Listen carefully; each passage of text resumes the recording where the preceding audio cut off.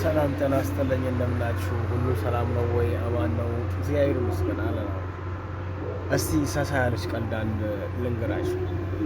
ሶስት ጓደኞች ናቸው እና ሁል ቀን በቃ የሆነ ነገር ፉክር፣ እኔ አንደኛ ነኝ፣ እኔ ጀግና ነኝ ሆና ይባባሉ እና በጓደኞቻቸው ዘንድ በቃ ይሄ ነገር በጣም ሰለቻቸው እና ቻሌንጅ ለምን አንፈጥርላቸውም ተባለ።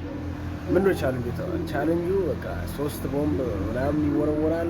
የመጀመሪያ አንዱ ይወረወራል፣ ከዛ ሁለተኛ፣ ሶስተኛው ያልደነገጠ ያልፈራ ያልተኛ በቃ እሱ አንደኛ ይወጣል። ከዛ በኋላ እሱ መጀመሪያ ተባለ። ቦምቡ መጣ፣ አንደኛ ወጣ። ቦምቡ ሲወረወር የሚገባበት ጠፋና ድፍት ብሏል። ፈርቷል፣ ተመለስ ወደ ሁለተኛ ቦምብ ምናምን ሲወረወር ድፍት አለ ምናምን። ከዛ ፈርቷል። ሶስተኛው ወጣና ቦምቡ ሲወረወር እንደ ጅብራ ቀጥ ብሎ ቆመ። ባለ በስማም ኮንግራ እንኳን ደስ አለ፣ ሽልማቱን አምጡ ምናምን ተብሎ ሽልማቱ ሲመጣ ምን ቢል ጥሩ ነው? መጀመሪያ ሱሪን ቀይሯል።